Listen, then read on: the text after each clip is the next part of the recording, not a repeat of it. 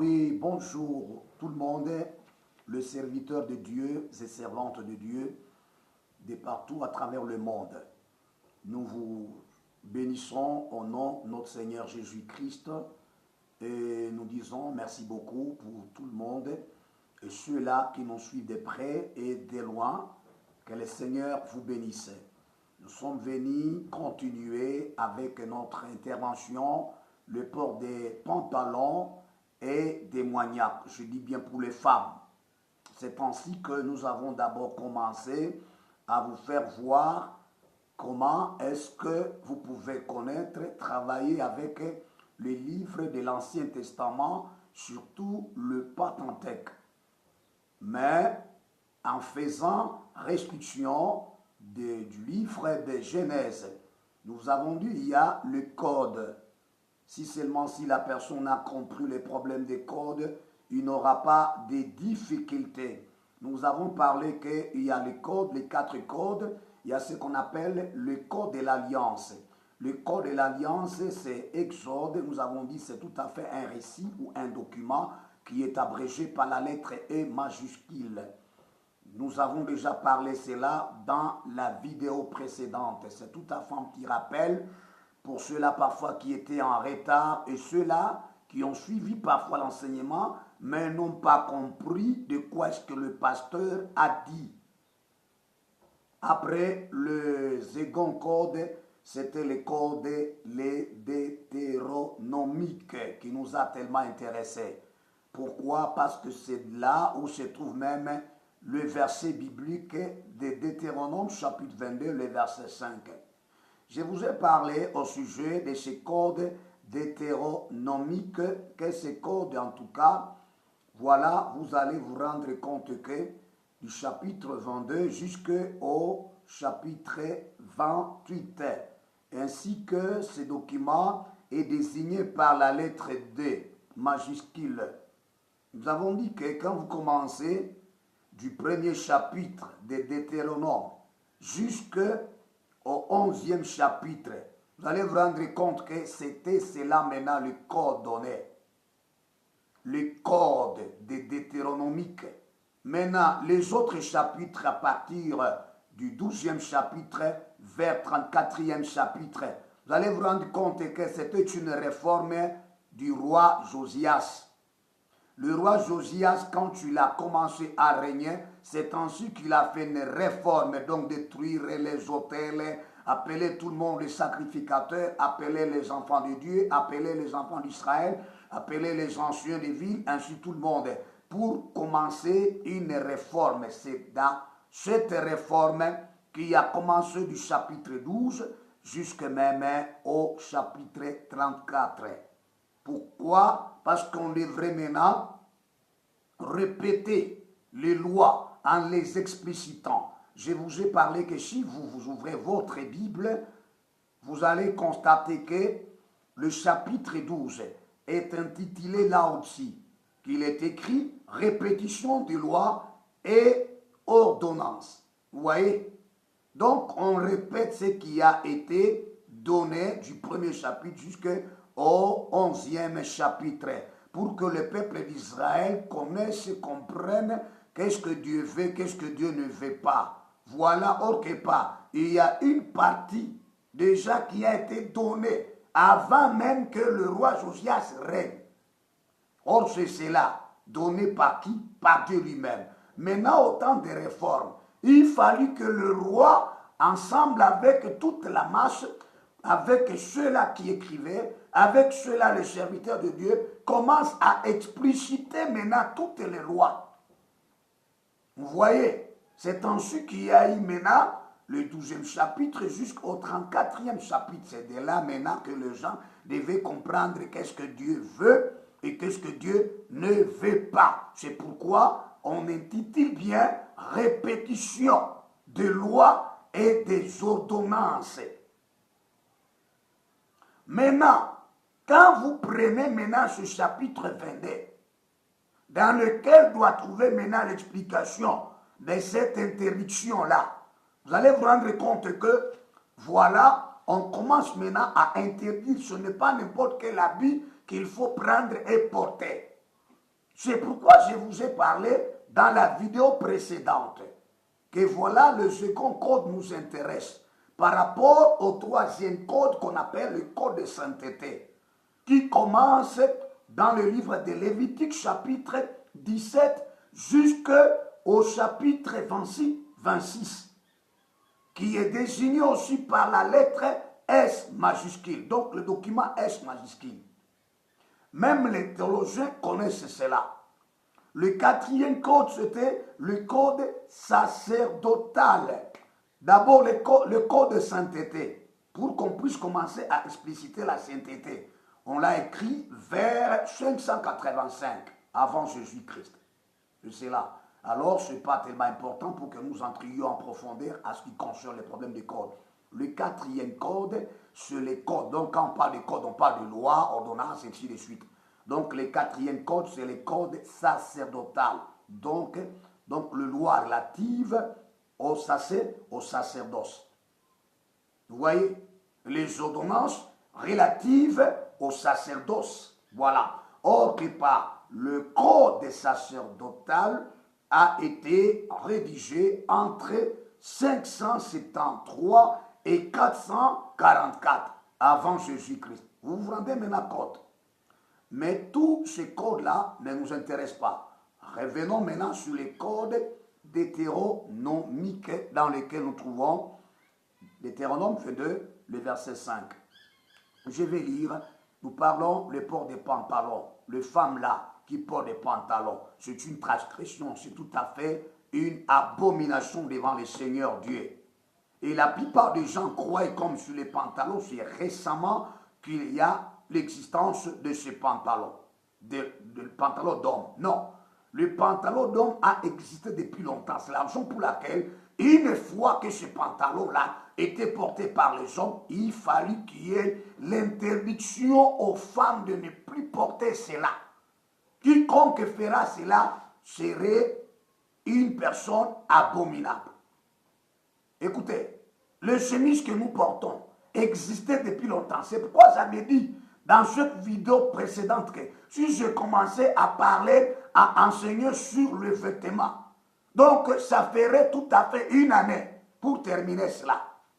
Le chemise que vous voyez existait. Les bodys là que vous portez là existaient depuis longtemps. On appelait ça le chemise fine. Mais ce n'est pas le moment, ce n'est pas le temps. Les problèmes sur les pantalons là, que nous devons nécessairement vous faire voir, vous les femmes, vous nos mamans et les filles qui portent les pantalons. Brûlez ça. Donnez à votre pasteur de brûler ça. Tu es en train de commettre une abomination. Je vous ai parlé en Apocalypse chapitre 21, le verset 8, le verset 27. Que quiconque commet une abomination, son lieu de repos, il ira en enfer, en enfer. Vous voyez déjà. Si vous prenez maintenant l'Apocalypse, vous faites maintenant référence au livre de Deutéronome, vous allez vous rendre compte que vos pasteurs là vous ont induit en erreur.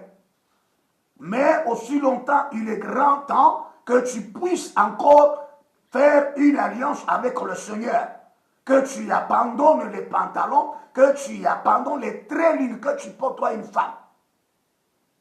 Pour dire que papa pasteur, parce que c'est le sport. Écoutez, Dieu n'est pas dans les sports. Et vous les pasteurs qui priez pour les équipes, moi je vous trouve que vous êtes un peu malade. Pas totalement, malade. Moi, tu ne peux pas m'appeler, moi, pour dire que non, venez prier pour l'équipe de Tout-Puissant Machin. Non, non. Dieu n'est pas dans les sports. Les sports, c'est le diable. Ce n'est pas Dieu. Moi, je ne peux pas prier. Je sais pourquoi. Ce n'est pas ça notre thème. Les Camerounais aussi demandent leur pasteur là-bas de prier pour leur équipe. Les Congolais aussi demandent le pasteur du sud de prier pour leur équipe. Pour dire que non, que le léopard a gagné. Il y a quoi? Le sport n'a rien à voir avec la parole de Dieu. C'est pourquoi on vous dit football. Football. Il y a foot, les mots anglais, et il y a ball. Foot, pied. Ball, balle. Tu comprends maintenant? Tu vas me dire, non, pasteur, balle sur le ballon. Non, non, non, ne mentez pas. Nous ne connaissons pas l'anglais, mais nous connaissons un peu d'anglais. Le ballon là, en anglais, est appelé sosa. pas balle. C'est pour cette raison vous êtes en train de jouer au jeu de balles. Ça, ce n'est pas notre thème. C'est pour cette raison et il vous fabrique toujours le vêtement relatif à ce sport-là, à ce démon-là, pour que vous portiez cela d'une manière contraire à la parole de Dieu. Tu t'opposes à Dieu. Je vais lire maintenant. Deutéronome, le chapitre 22, le verset 5. Une femme ne portera point un habillement d'homme, et un homme ne mettra point de vêtements de femme, car quiconque fait ces choses est en abomination à l'Éternel, ton Dieu. Tu es abominable, toi, maman. Tu es abominable, toi, ma soeur. Il est temps, il est grand temps. Hein? Avant qu'il ne soit trop tard pour toi. Tu ne sais pas quand est-ce que tu vas mourir. C'est un petit rappel pour dire que quand je dis que la plupart des gens se posent des questions pour dire que est-ce que quand on donnait cette loi ici, est-ce que le pantalon existait-il ou il n'existait pas, le pantalon d'homme qui faisait à ceux qu'on interdise aux femmes d'emporter. Même la jupe, elle a existé depuis longtemps. La robe que vous voyez existait depuis longtemps. C'est pourquoi il y a même une différence entre une robe de jour, une robe diurne et une robe donc nocturne. La robe diurne que tu peux porter toi femme pendant le jour. Donc la robe nocturne, c'est celle que vous appelez robe de nuit. Pourquoi vous n'emportez pas ça pendant le jour, vous les femmes? Pourquoi? C'était une robe transparente. Hein? Quand ton mari regarde comme ça, tu entres dans ta chambre comme ça, déjà est attiré. Maintenant, porte maintenant cette robe-là pendant le jour. Ça ne tient pas. Hein? Sur les Français qui vous dépassent quoi? Robe de nuit, ça dit quoi? Donc, une robe qu'on ne peut pas porter pendant le jour, dont on doit porter que pendant la nuit. Là, vous comprenez. Vous voyez? Alors, nous vous aimons, c'est pourquoi nous vous expliquons la vérité. Quel qu'en soit, nous sommes dans une période d'apostasie. Oui, l'apostasie ne pourra pas drainer tous les chrétiens, jamais. Ou également toutes les chrétiennes, jamais. Mais il y a ces chrétiennes-là qui doivent tenir ferme contre toute ruse du diable. Je vous ai parlé pour vous faire voir que même les scientifiques vous ont convaincus. Je vous ai dit, parlez le vieux pantalon du monde. Ce n'est pas le premier pantalon, je n'ai pas dit ça. Je ne dis pas que le premier pantalon, non. Le vieux pantalon du monde qui a été découvert par l'Institut archéologique allemand. Je vous ai parlé de ça. Quand est-ce que ce pantalon a été découvert, qui en réalité était porté par les hommes? Je vous ai dit que ce pantalon a été découvert en 1970. Je dis bien par l'Institut archéologique allemand. Où c'est cela? Je vous ai parlé qu'on a découvert ça dans le cimetière, où c'est? Au sein des cimetières ou du cimetière qu'on appelait Yangai. J'ai dit Yangai, donc il y a Y-A-M-G-H-A-I,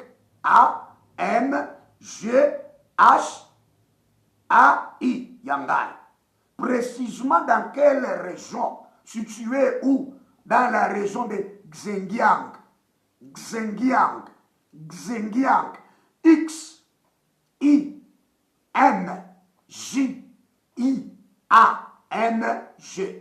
Où c'est? En Chine.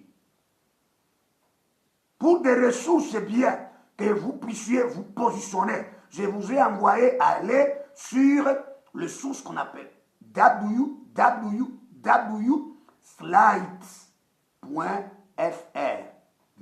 Science. Entrez là-bas. Toi qui ne connaissais pas, entrez là-bas. D'abord les scientifiques. Or que pas, le pantalon existait depuis longtemps. Pour quelle raison?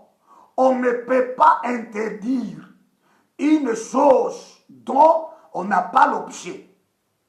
Quand on interdit, c'est-à-dire il y a déjà l'objet. C'est-à-dire quoi? Tu ne peux pas dire à ta fille de l'interdire que je ne peux pas que tu fasses la bouffe. Je ne peux pas que tu prépares tant qu'il n'y a pas la farine. Non. La farine est là.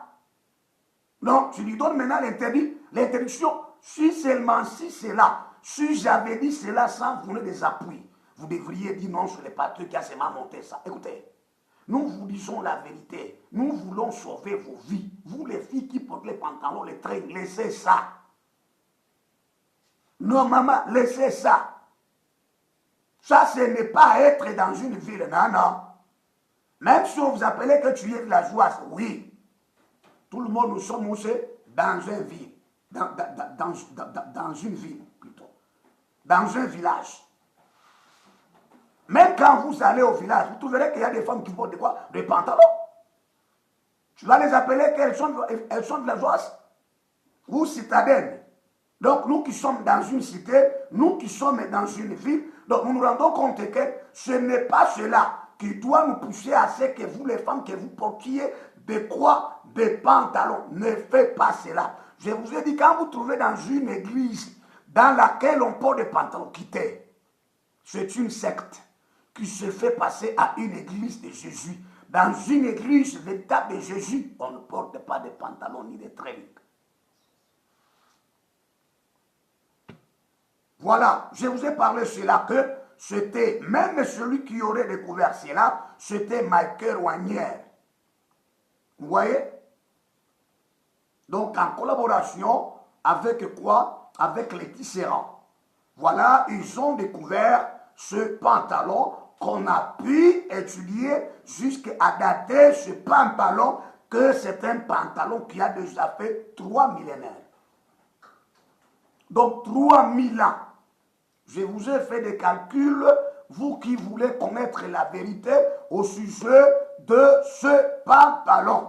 Prenez 3000 moins 1970, vous trouverez 1030 ans écoulés.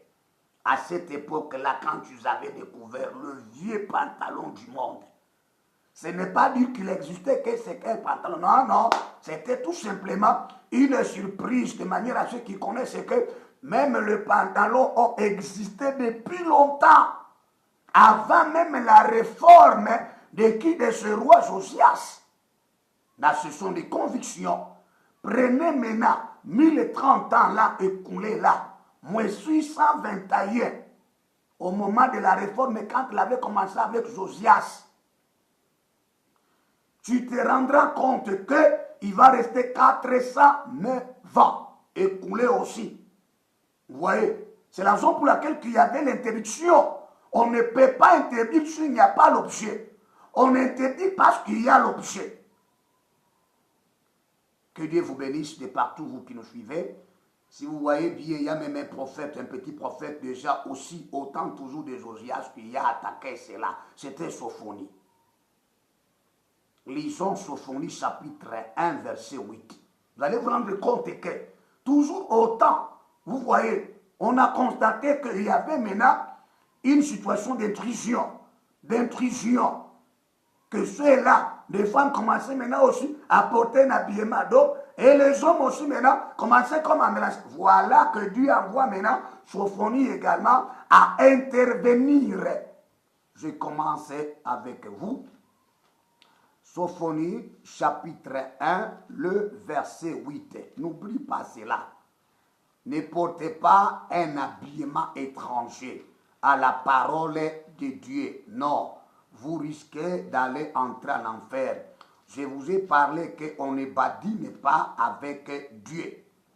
Je vais vous lire cela, Sophonie chapitre 1, le verset 8, il est dit ceci. Au jour du sacrifice de l'Éternel, je châtierai les princes et les fils du roi. Pourquoi va-t-il le châtier?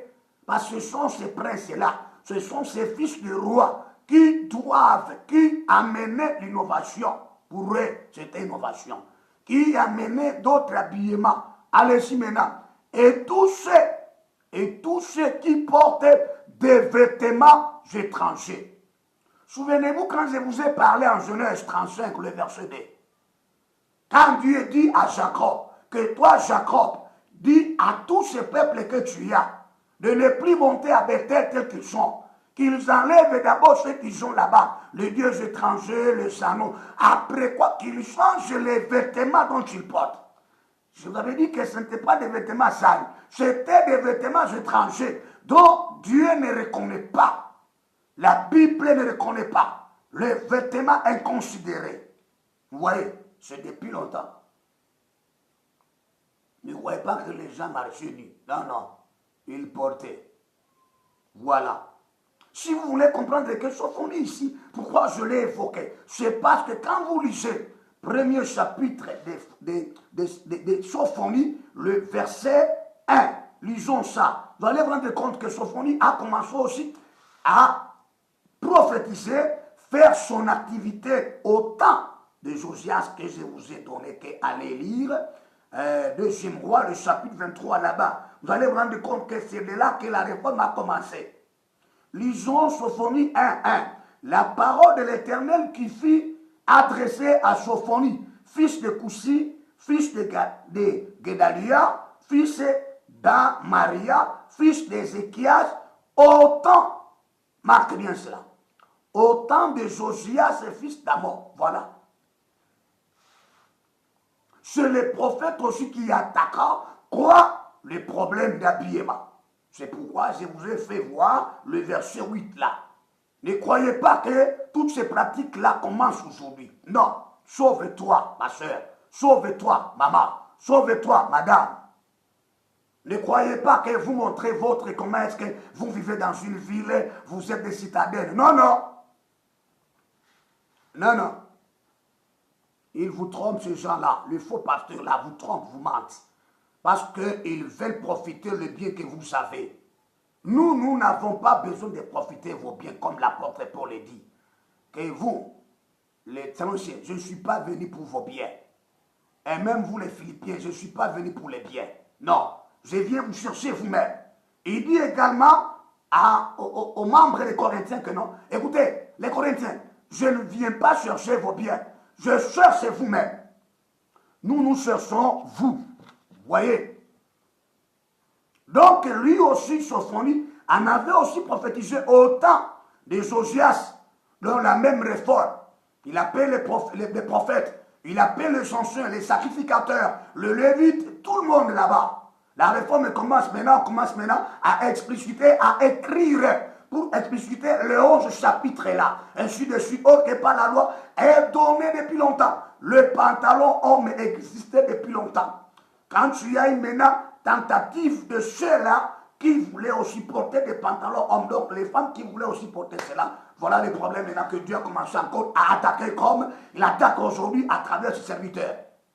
Écoutez-moi, il y a des femmes, il y a des filles qui ont expérimenté quand même une vie de l'au-delà ou à l'au-delà. Elles sont parties là-bas voir des femmes qui portent des pantalons comme vous, dans l'enfer ou encore dans le séjour de quoi? De tourments. Quand elles sont rentrées, elles aussi, elles portaient des pantalons, elles ont abandonné. Elles se maquillaient, elles ont abandonné. On les a enseignés, on les a fait voir que, écoutez, toutes les femmes qui portent les pantalons, toutes les filles qui portent les pantalons, elles viendront ici. Quand on lui montre, elle aussi, quand on lui montre comme ceci, elle aussi portait, quand elle est revenue maintenant, elle a abandonné ça. Mais vous écoutez même ces témoignages-là. Mais vous faites sourd-muet. Vous vous efforcez pour ne pas comprendre, pour ne pas écouter. Et vous voyez que là, c'est normal pour vous. Vous irez dans les séjours de quoi? De tourments. Dans les séjours des morts de tourments. C'est là où tu vas entendre là-bas, de manière à ce que maintenant tu ailles maintenant en enfer. L'Ecclésiaste vous dit ceci. Il n'y a rien de nouveau. Il n'y a rien de nouveau sous le soleil. Lisons Ecclésiaste, le chapitre 1, le verset 9 et le verset 10. Voilà qu'est-ce qui va nous dire Ecclésiaste. Il vous donne une pensée que vous puissiez comprendre, mes mères, surtout parce que vous êtes cuites, mes sœurs, vous êtes cuites, Vous voyez comme si vous êtes tellement plus haute que nous. Non, non. Vous vous êtes perdu. Et voilà, c'est tout à fait, nous vous disons, c'est tout à fait un comportement diabolique, démoniaque. C'est pourquoi tu ne veux même pas y sortir. Quand tu vas écouter cet enseignement, quand tu vas entendre cet enseignement, alors débarrasse-toi de tous les pantalons, brûle-les. Je ne te dirai pas non prendre les pantalons, aller les donner à une autre sœur d'apporter ça, même si prenait ces pantalons ici, aller donner ça à une païenne, parce que la païenne aussi a besoin aussi de croire. Je vous ai parlé, même vous qui vendez des pantalons de femmes, même si tu es un papa, même si tu es un frère en Christ, tu iras aussi dans le séjour des morts, des tourments là. Tu iras en enfer parce que tu es en train aussi d'aider ceux-là qui sont en train d'emporter. Et toi, le commerçant qui va prendre cela ailleurs, venir avec ça ici, tu iras aussi en enfer. Avant que je lise d'abord ce passage biblique, souvenez-vous au temps où notre président Joseph Kabila le Père a pris le pouvoir. Il n'y avait pas une femme qui portait des pantalons à Lubumbashi. Jamais. Qu'est-ce qu'on faisait? C'était d'abord le gouvernement qui avait pris maintenant cette audace-là, ce temps-là de vous discipliner. Et les militaires vous frappaient le fouet sur vos corps là-bas. Qu'est-ce que vous sentiez? Je vous rappelle, hein? Toute la ville était balayée. Aucune femme, aucune fille qui mettait cela. Si cela était difficile même à des pasteurs, et que maintenant le gouvernement a pris cela pour corriger toutes les femmes qui portent des pantalons. Parce que c'est tout à fait une chose horrible. C'est une transgression. Tu te fais passer à un homme tant que tu es une femme. Vous vous souvenez de ça? Tout le monde nous avons vécu ça. Et vous les pasteurs qui mentez là, vous avez vécu ça ici, à Lubumbashi. Quand les Rwandais étaient entrés ici, est-ce que vous les portiez? Même les enfants des ministres étaient frappés. Même les enfants des chefs étaient frappés. Tout le monde avait abandonné. Et les commerçants qui prenaient des pantalons femmes là avaient cessé d'apporter ça. Vous voyez? C'est tout à fait, moi j'ai dit, une bassesse d'esprit. Tu es un frère, tu te dis le Seigneur m'a béni, mais tu vends les pantalons des femmes. Toi, tu vas aussi en enfer. Parce que tu es en train d'aider un péché. Même celui qui est là, il ira aussi en enfer. Toi, tu favorises à ceux que des femmes portent. Même des pasteurs qui vendent des pantalons, quoi? Des femmes. Ils se disent, ce n'est pas notre problème, nous vendons seulement, mais c'est elle-même qui porte ça, c'est elle-même qui va acheter ça. Quand tu es allé payer cela pour venir vendre ça, tant que la parole de Dieu refait ça, tu es en train de t'accumuler aussi. Lisons maintenant Ecclésiaste chapitre 1, verset 9 et le verset 10. Ce qui a été, c'est ce qui sera.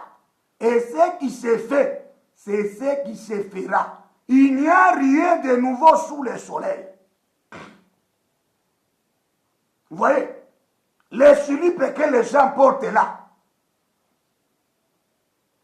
ça existait depuis longtemps. Ça existait depuis longtemps. Ce n'est pas que le sous-vêtement ou les slips là, c'est récemment que vous avez maintenant vu ça et commencé à porter ça. Si nos pygmées dans des forêts là-bas ne connaissaient pas ça, c'est sont eux. Mais cela a déjà existé. Et vous fournissez les efforts pour que les pygmées portent. Vous voyez? Laissez ça. C'est un danger. Vous me direz, pasteur, est-ce que le Seigneur va seulement nous punir, nous faire entrer dans le feu parce que nous portons des pantalons? Effectivement, bien sûr que oui. Avec votre petit raisonnement pour dire que non, pour un seul péché. Ma soeur, madame, faudra-t-il combien de péchés pour que tu ailles en enfer? Un seul péché amène quelqu'un en enfer.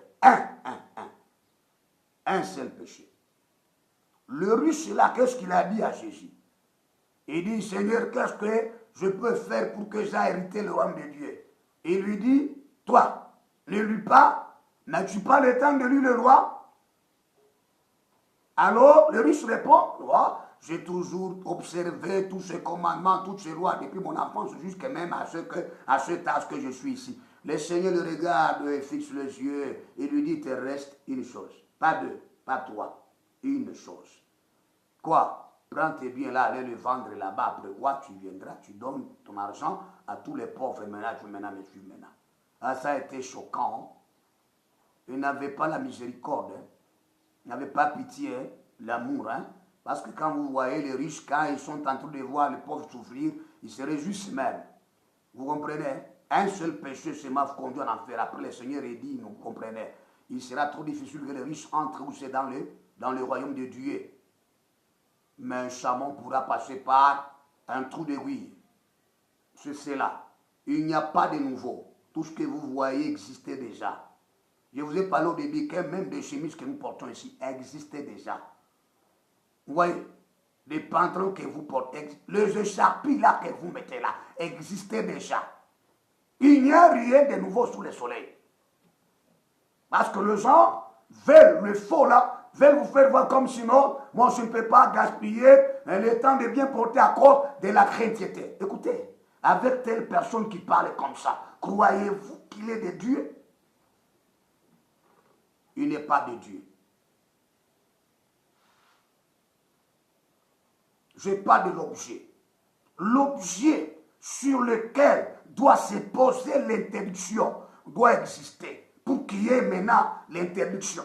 On ne peut pas interdire aussi longtemps qu'il n'y a pas l'objet sur lequel on doit interdire. Jamais.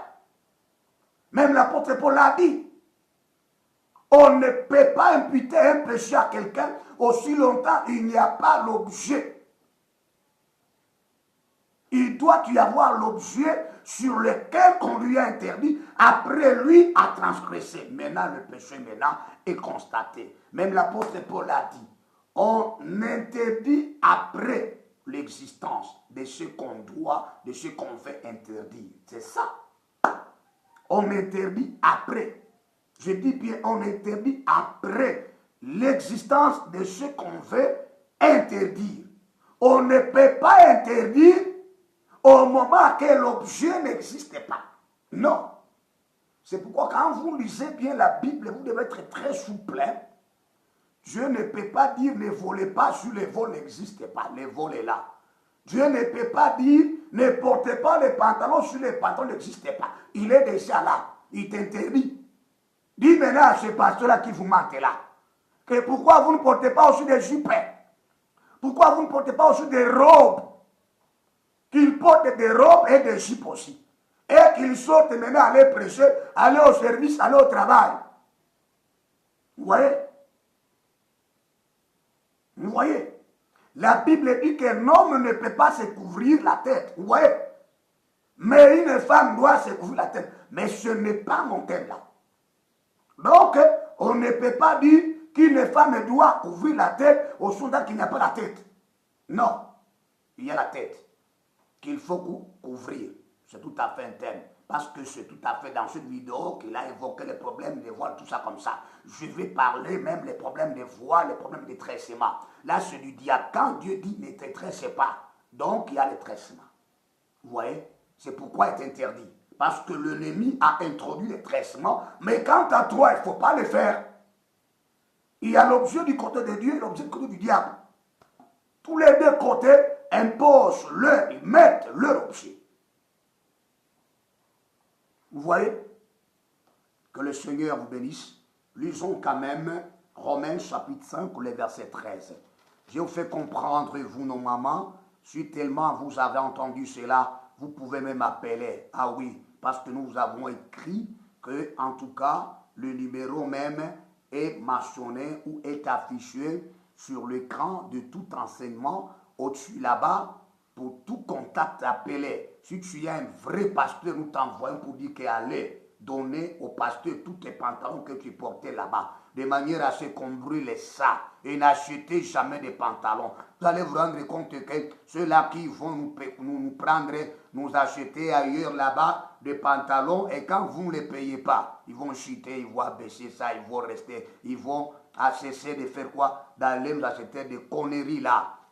Alors, si tu es une maman, écoutez-moi bien, que le Seigneur vous aide, vous ouvre quand même de manière à ce qu'à nous comprendre Nous lisons Romains, l'épître aux Romains, le chapitre 5, le verset 13, dont l'apôtre Paul a dit, car jusqu'à la loi, le péché était dans le monde.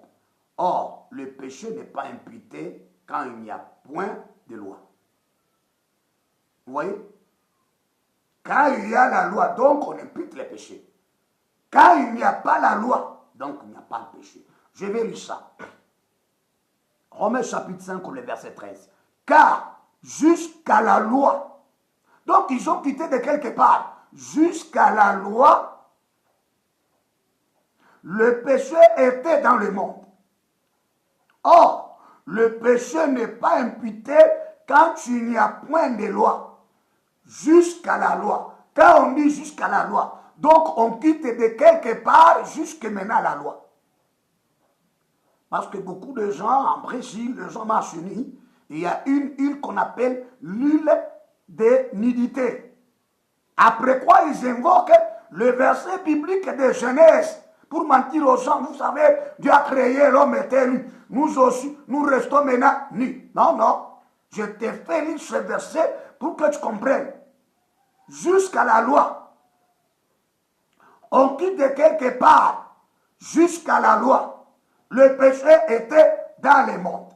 Or, on n'impute pas le péché quand il n'y a point de loi. On impute un péché quand il y a la loi. Or, la loi d'interdiction des ports de vêtements d'homme à une femme et des ports de vêtements d'une femme à un homme. Donc là, c'est une loi qu'on ne peut pas transgresser. Moi, je m'étonne d'avoir des pasteurs avec les femmes qui portent des pantalons. Moi, pour moi, tu n'es même pas un pasteur. Tu es un farceur, tu es fou. Tu es malade. Qu'est-ce qu'il faut te dire là? Toi en pantalon, ta femme aussi en pantalon. Homme, homme. Alors, vous voyez, c'est quoi ça ne marche pas. La femme se comporte comme un homme. Elle gronde aussi. Et te manipule aussi.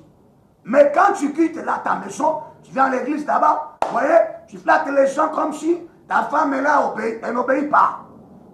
Là maintenant, quand on quitte l'église là-bas, ou encore dans cette secte là-bas, tu rentres chez toi, elle te traque. N'est-ce pas? Ne fais pas semblant. Parce que l'esprit là, de ce démon-là, l'esprit là, qui est dans des femmes là, dans ta femme là, voilà, il va beaucoup te déranger. C'est pourquoi vous finirez par l'enfer. Que le Seigneur vous bénisse, parce que d'abord, c'est une autre partie que je viens de vous faire voir au sujet de ce pantalon-là. Si les scientifiques eux-mêmes vous ont donné des confirmations, en tout cas des convictions, c'est pourquoi je vous ai fait évoquer ces versets bibliques. Vous les pasteurs, vous les évangélistes, vous les prophètes qui mentent les gens, n'osez jamais à le faire. N'osez jamais. Il faut d'abord que tu apprennes les 4 cordes. Quand tu vas connaître cette fois-là, tu n'auras pas de difficultés. Sinon, tu auras des difficultés à enseigner et à prêcher. C'est pourquoi nous voyons des églises sont devenues des apostates. Hein? Des apostates. Terrible, terrible encore. La présence de Dieu n'y est pas. J'ai toujours dit qu'aussi longtemps que la sainteté est détruite, tu n'auras même pas le temps de faire la guerre contre l'ennemi. Parce que tu es redevable à l'ennemi. L'ennemi vous réclame de tout ce que tu as. Christ a dit, je vois Satan tomber comme un éclair. Mais quand tu viendras, il ne trouvera pas à moi ce qui lui appartient. Vous comprenez? Mais toi, tu y as. Même les pantalons, tu y en as. Quand tu m'entends maintenant et quand tu écoutes cette parole de Dieu, la véritable parole de Dieu, alors essaye de ne plus mettre ton pantalon sur ton corps. Que Dieu vous bénisse. Nous allons continuer. Je vous ai dit qu'au sujet des autres corps là, peuvent parfois nous intéresser ou parfois ne peuvent pas nous intéresser. Je vous ai parlé que c'est la raison pour laquelle Sophonie aussi a fait l'attaque, parce qu'il a commencé ses activités en l'an 639, même année du règne du roi Josias. Vous comprenez? Au temps du roi Josias, c'est-à-dire 639 jusqu'à 620, jusqu'à 608, avant Jésus-Christ, attaquant également toujours les habillements étrangers, le vêtement étranger. Ne le fais pas. Ça n'honore pas. Mais pour les païennes, elles, quant à elles, elles peuvent le faire parce qu'elles sont païennes. Mais où est la différence si la païenne fait ça et toi qui te dis chrétien, tu fais aussi ça? Où est la différence? Il n'y a pas. Il n'y a pas. Le diable vous a eu. Le diable vous a capturé. Le diable vous utilise, ce n'est pas Dieu. Je te dis que même aucun ange ne viendra pas vous dire que vous écoutez, parce que c'est une période de l'évolution. Là, il faut maintenant porter ça. Que cet ange-là soit anathème, d'après Galates, chapitre 1, verset 6 au verset 9. Même moi, si un jour encore, moi le berger se bat, si un jour encore je commence à vous dire que non, porter les pantalons, il n'y a pas de problème. Maudissez-moi, que je sois anathème. Jamais. Ça ne peut pas se faire. Que le Seigneur vous bénisse de partout où vous êtes. Je suis certain que vous nous suivez et nous sommes en train de vous dire que vous pouvez nécessairement poser vos questions. Voilà, elles vous seront répondues. Également, si vous avez des préoccupations, vous pouvez nécessairement appeler au numéro qui s'affiche au-dessus là pour tout contacter. La chaîne qui vous a été ouverte, c'est la chaîne appelée du nom de Berger Seba Ilunga Dadi. Alors, quand seulement vous écrivez cela, alors vous entrerez automatiquement dans cette chaîne et vous trouverez tous les autres enseignements précédents que vous avez besoin pour fortifier votre foi et pour encadrer votre sainteté. Parce que le Seigneur veut la sainteté. C'est ce qu'il veut. Que le Seigneur vous bénisse de partout. C'était votre berger Seba Ilunga Dadi. Toute préoccupation, vous êtes le bienvenu. Amen.